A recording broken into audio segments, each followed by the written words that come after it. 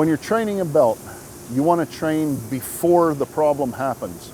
So if I'm standing at the tail and I'm looking up the trough side and 100 feet up, I see that the belt's starting to go to the left, I want to train it before that happens. I want to train it 2 or 3 idlers before it's noticeable is where I want to make my adjustments in the idlers to bring the belt over.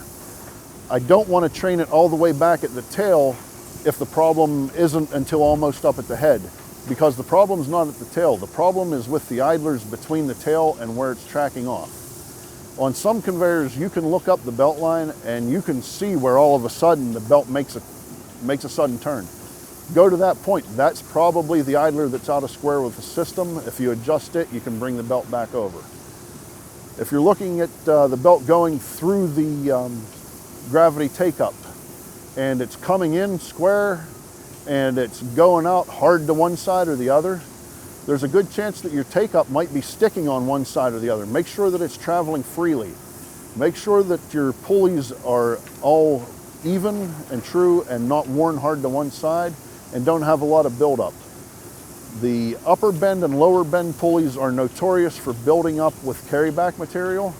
I've seen as much as 3-4 inches of material on one side of a pulley and no material on the other, and that's driving the belt off.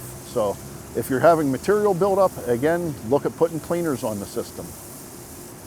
If you come back down around and you come around the tail and the tail is out of square and worn hard to one side, there's a good chance that the end user has been adjusting his belt by screwing the screw take-ups left and right, training the belt with the take-ups. That is not what take-ups are designed for. Take-ups are designed to put tension in a belt, not to train the belt. It causes excessive wear on the pulley, and it also causes excessive wear and premature failure on the bearings on that tail pulley if you're adjusting it with the take-ups. If you do have a problem where the structure is not straight and the customer can't go to the expense to replace it, we do offer some solutions to that. That's when it's time to start looking at the different training idlers that you can go in with. You can go in with troughing trainers to bring your top side over, or return trainers, or our Cadillac of them all, the Navigator return trainer. It will direct the belt wherever the belt needs to go. And if it can't do it, then I don't know that anything out there is going to solve your problem.